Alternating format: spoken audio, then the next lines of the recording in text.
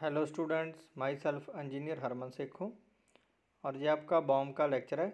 और हमारा जैसे सेकंड चैप्टर चल रहा है, तो जैसे लास्ट में हमने सेकंड चैप्टर में दो टॉपिक किए थे। एक तो वर्क कल्चर के बारे में और दूसरा किया था हमने importance of healthy work culture.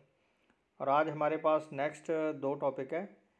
First है components of organisation work culture values वैल्यूज़। जो components of organisation work culture है, उसका मतलब ही किसी भी ऑर्गेनाइजेशन का वर्क कल्चर किस तरह से अफेक्ट होता है। एम्प्लॉय से अफेक्ट होता है या अपनी प्रोडक्शन से, जो भी वहाँ पर काम होता है। जैसे अलग अलग सेक्टर है ऑर्गेनाइजेशन के, जैसे कोई बैंकिंग सेक्टर है, कोई फाइनेंशियल सेक्टर है, कोई प्रोडक्शन सेक्टर है। तो हर एक इंडस्ट्री में, हर एक ऑर्गेनाइजेशन में अलग अलग तरह के एम्प्लॉय है।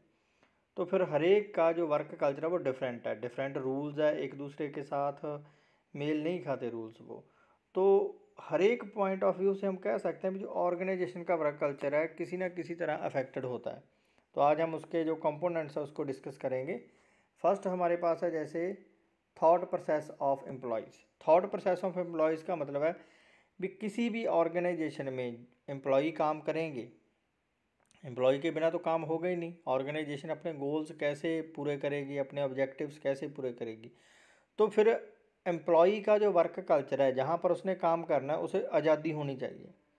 अपने मन से काम करने की आज़ादी होनी चाहिए, अपने डिसीजन लेने की आज़ादी होनी चाहिए। चलो टाइमिंग तो क्या है, एक रूल है ऑर्गेनाइजेशन का, लेकिन काम में तो कोई प्रॉब्लम है या उसको सॉल्व करना है या कोई डिसीजन लेना है, डिसीजन मेकिंग पॉलिसी है, उसमें एम्प्लॉय को अपने मन की करने देना चाहिए। तो ये हो गया उसका थॉट प्रोसेस। जैसे लिखा है the employ in their own way contribute to the culture of the work place.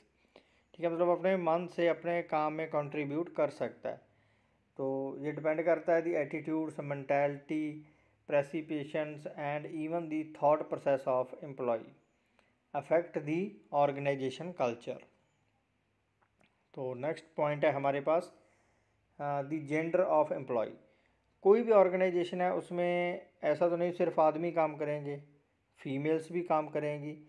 तो जैसे प्रोडक्शन सेंटर है, किसी गाड़ी की प्रोडक्शन होनी है, तो वहाँ पर फिर फीमेल्स काम नहीं कर सकती।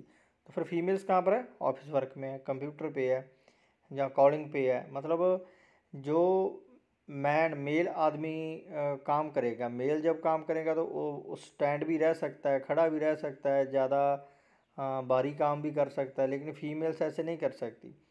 तो जो जेंडर है वो भी वर्क कल्चर को अफेक्ट करता है। जैसे कोई कॉलिंग इंडस्ट्री है या बैंकिंग सेक्टर है, तो वहाँ पर एक चेयर पे बैठकर काम करना है, तो वहाँ पर फीमेल आसानी से काम कर सकती है। ठीक है, तो हम बोल सकते हैं भी टाइमिंग भी अफेक्ट करती है इस चीज़ को। मेल लेट नाइट तक भी काम कर सकता है लेकिन फीमेल नहीं कर सकती। ठीक है, तो हम कह सकते हैं भी जो जेंडर ऑफ एम्प्लॉय है वो अफेक्ट करता है वर्क कल्चर को। तो नेक्स्ट हम चलते हैं। नेक्स्ट हमारे पास है द नेचर ऑफ बिजनेस। बहुत इंपॉर्टेंट है। जैसे मैंने आपको बताया है भी ऑर्गेनाइजेशन है, कोई कॉलेज है, स्कूल है, कोई प्रोडक्शन इंडस्ट्री है, कहीं पर गाड़ी की प्रोडक्शन हो रही है, कहीं पर मोबाइल फ़ोन्स बन रहे हैं, कोई फाइनेंशियल सेक्टर है, कोई बैंकिंग सेक्टर है, कोई स्टॉक मार्केट सेक्टर है, कोई शॉप्स है जैसे पिज़्ज़ा शॉप है या स्वीट्स शॉप है। तो अलग अलग ऑर्गेनाइजेशंस है। तो हर एक का वर्क कल्चर डिफरेंट है, वो डिपेंड करता है उसके नेचर पर। अगर स्टॉक मार्केट है या बैंकिंग सेक्टर है तो वो डिपेंड करता है डिमांड एंड सप्लाई के ऊपर। अगर प्रोडक्शन सेक्टर है तो वो डिमांड एंड सप्लाई के ऊपर डिपेंड करेगा। लेकिन उसमें काम तभी होगा अगर प्रोडक्शन है। तो अगर प्रोडक्शन नहीं है, काम बंद है, तो एम्प्लॉय का क्या काम है फिर वहाँ पर, तो प्रोडक्शन बंद होगी। उसी तरह जैसे इसने एग्जांपल ली है स्टॉक एक्सचेंज और बैंकिंग सेक्टर की। स्टॉक एक्सचेंज अगर मार्केट ऊपर है तो एम्प्लॉई ज़्यादा चाहिए उन्हें। अगर मार्केट नीचे है, जैसे कोई फाइनेंशियल क्राइसिस आ गया जैसे अभी कोरोना करके है, ठीक है, तो मार्केट डाउन है, तो उसमें क्या है फिर, तो एम्प्लॉई की जॉब भी लॉस हो सकती है जो वहाँ पर काम कर रहे हैं। तो उसी तरह हम कह सकते हैं भी जो वर्क कल्चर है एम्प्लॉयज़ है, जैसे कोई कंप्यूटर का एम्प्लॉई है, मैकेनिकल का, इलेक्ट्रिकल का, या कोई बैंकिंग सेक्टर से है, तो उसका जो वर्क डिपेंड करता है according to nature of business, हम उसे बोल सकते हैं। तो नेक्स्ट है हमारे पास the goals and objectives of the organization. Organization ने अपने गोल्स और ऑब्जेक्टिव्स को पूरा करना है, उसका मेन मोटिव है। जो टॉप मैनेजर है उसने अपनी पॉलिसीज़ बना दी और एम्प्लॉयज़ ने उस पॉलिसीज़ को फॉलो करना है और उस रूल्स को फॉलो करना है और जो भी काम उसे मिल गया उसे करना है, चाहे वो काम अच्छा है बुरा है जैसा भी है, चाहे कंपनी को घाटा है, एम्प्लॉय को पता चल रहा है अभी ये काम से कोई अच्छी आमदनी नहीं होने वाली, लेकिन उसने तो रूल्स को फॉलो करना है क्योंकि टॉप मैनेजर का जो मेन ऑब्जेक्टिव है उस काम पे है। ठीक है, तो इसके लिए फिर क्या है, स्ट्रेटजीज़ है, प्रोसीजर्स है डिज़ाइन के, जिसको टारगेट बना दिए गए और ऑर्गेनाइजेशन के एम्प्लॉयज़ ने उनको फॉलो करना है। ठीक है, तो हम बोल सकते हैं भी किसी भी ऑर्गेनाइजेशन के गोल्स और ऑब्जेक्टिव्स एम्प्लॉई के वर्क कल्चर को अफेक्ट करते हैं। ठीक है, जैसे हम देखते हैं अभी गवर्नमेंट सेक्टर है और एक जगह प्राइवेट सेक्टर है। गवर्नमेंट सेक्टर में क्या है, एम्प्लॉई अपने मन से काम नहीं करता, सैलरी आ रही है काम करे ना करे, क्योंकि उसकी कोई फीडबैक तो जानी नहीं है। लेकिन जो प्राइवेट सेक्टर का एम्प्लॉई है वो जी जान से काम करता है, उसको पता है मेरे ऊपर मेरा बॉस है, मेरी प्रमोशन होनी है, मेरे काम के थ्रू ही होनी है, मुझे सैलरी नहीं मिलेगी, मेरे ऊपर टारगेट है, तो अलग अलग तरह की बातें आ जाती है। तो इसी तरह हम एग्ज़ाम्पल ले सकते हैं भी जो तभी तो हर एक कोई सोचता है भी मेरी गवर्नमेंट जॉब हो, मैं एक टेंशन फ्री जॉब करूं, कोई टेंशन नहीं है। तो हम बोल सकते हैं भी एम्प्लॉई के वर्क कल्चर को उसके गोल्स और ऑब्जेक्टिव्स ऑर्गेनाइजेशन के अफेक्ट करते हैं। तो नेक्स्ट है हमारे पास the clients and external parties. हाँ, ऑर्गेनाइजेशन जैसे मैंने आपको बताया कोई सर्विस सेंटर है, ठीक है, कोई बैंकिंग सेक्टर है, कोई फाइनेंशियल सेक्टर है, कोई हमारा आ गया कोई फूड प्रोडक्ट का सेक्टर है जैसे बोन ब्रेड्स आ गए। ठीक है, तो वहाँ पर फिर प्रोडक्शन है जो अकॉर्डिंग टू कस्टमर स्टार्ट होती है। मतलब अगर हमारा जो प्रोडक्ट है किसी और ज़्यादा डिस्टेंस पे जाना है तो रात को भी प्रोडक्शन करनी पड़ेगी फूड की। तो फिर उसको जल्दी से जल्दी पैकिंग करना है। जैसे न्यूज़पेपर एजेंसी है, वो रात को प्रिंटिंग करते हैं, दिन भर न्यूज़ इकट्ठा करते हैं, रात को प्रिंटिंग करते हैं और मॉर्निंग 6 बजे से पहले हर एक सिटी में न्यूज़पेपर डिस्ट्रीब्यूट भी करते हैं। तो अफेक्ट होगा ना फिर क्लाइंट के ऊपर। अगर हमें न्यूज़पेपर शाम को मिले तो क्या हमारा मन करेगा उसे पढ़ने का? नहीं करेगा। तो इसी तरह जो वर्क कल्चर है वो इसमें हम कह सकते हैं इफेक्ट होता है क्लाइंट और एक्सटर्नल पार्टीज़ के तरह। जैसे इसने एग्जांपल ली है, organisation catering to UK and USA clients have no other option but to work in shifts to match their timing thus forming the culture. मतलब भी यूके और यूएस इंडस्ट्रीज़ है जो एक दूसरी कंट्रीज़ में कोई फूड प्रोडक्ट बेचती है, ठीक है, तो टाइमिंग अलग अलग है, तो फिर काम भी शिफ्टों में करना पड़ेगा। इस यूके के लिए अलग टाइमिंग की शिफ्ट है, यूएसए के लिए अलग टाइमिंग की शिफ्ट है। उसी तरह फिर हम भी आजकल देखते हैं भी जो हमारे भी यहाँ पर इंडस्ट्रीज़ है तो मोस्टली काम शिफ्टों में होता है, 8-8 घंटे की शिफ्ट है, प्रोडक्शन रुकनी नहीं चाहिए, काम चलता रहना चाहिए। ठीक है, तो नेक्स्ट है the management and its style of handling employ. Management का स्टाइल, काम निकालने का स्टाइल भी अफेक्ट कर सकता है वर्क कल्चर को। इसमें क्या है, जैसे आप देख रहे हो, there are certain organizations where the management allows the employee to take their own decision and let them participate in strategy making। Some managements होती है वो एम्प्लॉयज़ को छूट दे देती है भी आप अपनी मर्ज़ी से काम करो, जैसे भी आपने करना है, टाइमिंग सेम है लेकिन आप अपने रूल्स अपने अकॉर्डिंग काम कर सकते हो। तो उसमें फिर एम्प्लॉय भी खुश है भी मेरे ऊपर कोई प्रेशर नहीं है, मैंने अपने आप से काम करना है। ठीक है, तो फिर उसमें क्या, in such a culture employees get attached to their management and look forward to a long term association with the organization. और वो एम्प्लॉय खुश है और वो लॉन्ग टर्म मैनेजमेंट के साथ बना रहेगा और अपना काम भी करता रहेगा, मैनेजमेंट को भी दिक्कत नहीं है, एम्प्लॉय को भी कोई दिक्कत नहीं है। The management must respect their employ to avoid bad work culture where employees just work for money. तो उस तरह की मैनेजमेंट में मैनेजमेंट एम्प्लॉय की रिस्पेक्ट करती है क्योंकि मैनेजमेंट टोटली डिपेंडेंट होती है एम्प्लॉय के ऊपर, ताकि बैड वर्क कल्चर ना प्रोड्यूस हो और एम्प्लॉई काम करता रहे। एम्प्लॉई काम करेगा पैसे के लिए, अगर एम्प्लॉई पैसा कमाएगा तो वो पैसा ऑर्गेनाइजेशन को भी मिलेगा, मैनेजमेंट को भी मिलेगा। तो इस तरह का वर्क कल्चर भी हम कह सकते हैं अभी अफेक्ट करता है एम्प्लॉई के वर्क कल्चर को। तो नेक्स्ट हम चलते हैं। नेक्स्ट हमारे पास है वैल्यू। वैल्यू का मतलब हम कह सकते हैं किसी की कीमत। जैसे आप मार्केट में कोई प्रोडक्ट खरीदने जाते हो तो आप पूछते हो अब इसकी वैल्यू क्या है। तो हम यहाँ पर बात करेंगे वैल्यू ऑफ एम्प्लॉई कि एम्प्लॉई की वैल्यू ऑर्गेनाइजेशन में क्या है। तो वो वैल्यू बनेगी कैसे? वो वैल्यू एम्प्लॉई ने खुद क्रिएट करनी है। कैसे करेगा? अपनी एजुकेशन से, अपने काम से। अगर उसका काम अच्छा है तो उसकी वैल्यू अच्छी है इंडस्ट्री में, सभी लोग उसको जानते हैं, उसकी राय भी लेते हैं, मैनेजमेंट भी उसे जानती है, तो उसे हम बोल सकते हैं वैल्यू। तो जैसे यहाँ पर हम स्टडी कर रहे हैं, वैल्यूज़ आर प्रिंसिपल्स, स्टैंडर्ड्स और quality you consider desirable. Value क्या है? आपके सिद्धांत है, प्रिंसिपल्स है, आपका स्टैंडर्ड है, आपकी क्वालिटी है जो आप में होनी चाहिए। नेक्स्ट, जैसे values are different from person to person because they depend on your personal judgment. हर एक पर्सन की वैल्यू डिफरेंट है आपकी निगाह में। कोई आदमी कैसा है, कोई कैसा है, किसी के स्वभाव के अकॉर्डिंग, किसी के काम के अकॉर्डिंग आप कह सकते हो भी वैल्यू अलग है। वो डिपेंड करता है सामने वाले की जजमेंट के ऊपर, वो चीज़ भी वैल्यू को अफेक्ट करती है। Knowing your personal value is important because value shape your personality. और हर एक आदमी की कोई ना कोई वैल्यू होनी चाहिए। अगर उसकी वैल्यू नहीं है तो फिर वो ऑर्गेनाइजेशन में किसी काम का नहीं है। ठीक है, तो वैल्यू क्रिएट हमने खुद करनी है। इम्पॉर्टेंट है बिकॉज ये आपकी पर्सनैलिटी को एक शेप देगी। जैसे अभी आप लोग डिप्लोमा कर रहे हो, ठीक है, तो डिप्लोमे में आपकी वैल्यू क्या है? Engineer.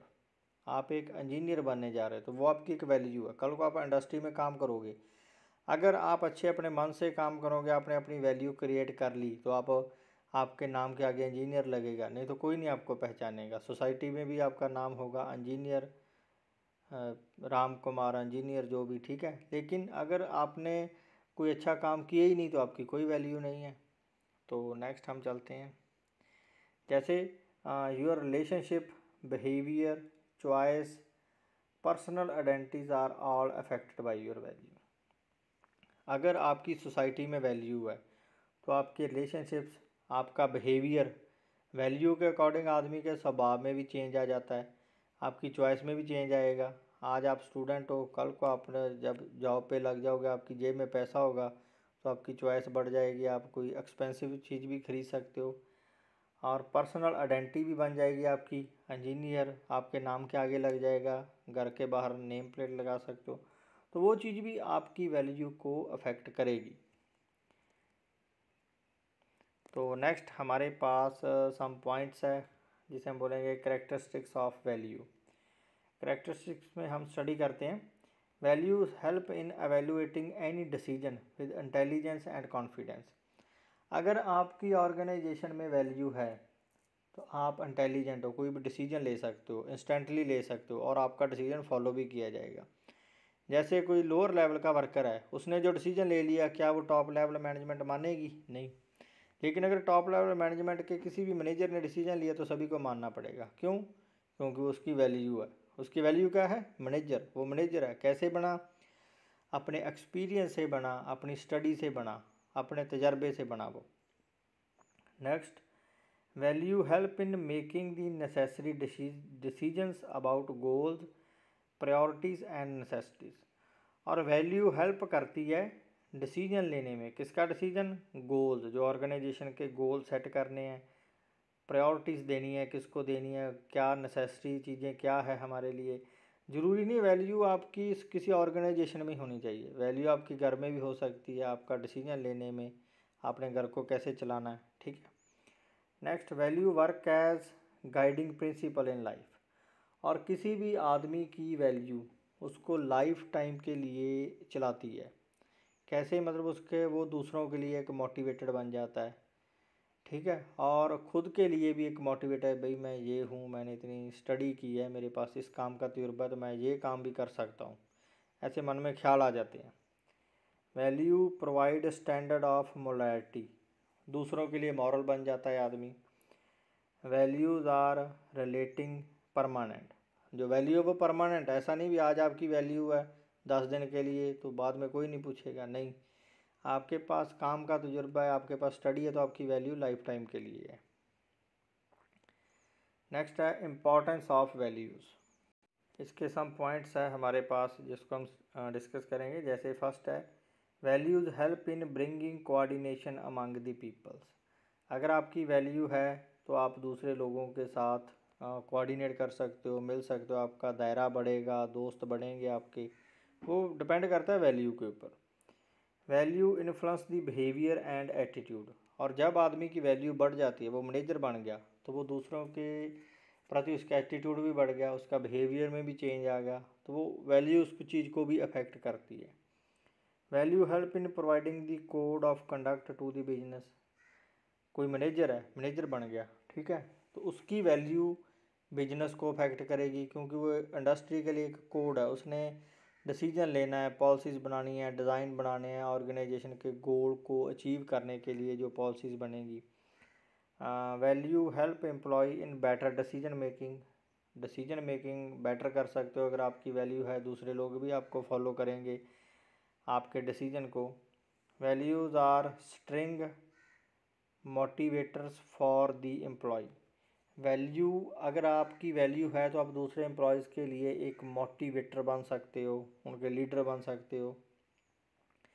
Values help organisation to make its policies and rules, आपकी वैल्यू के अकॉर्डिंग ही ऑर्गेनाइजेशन में पॉलिसीज़ और रूल बन सकती है। अगर आपकी वैल्यू नहीं है, आप जितने मर्जी पॉलिसीज़ और रूल बना लो तो उसको कोई फॉलो नहीं करेगा। अगर आप किसी चेयर पे बैठ गए तो आपकी वैल्यू बन गई, तो आपके नीचे वाले उसको फॉलो करेंगे।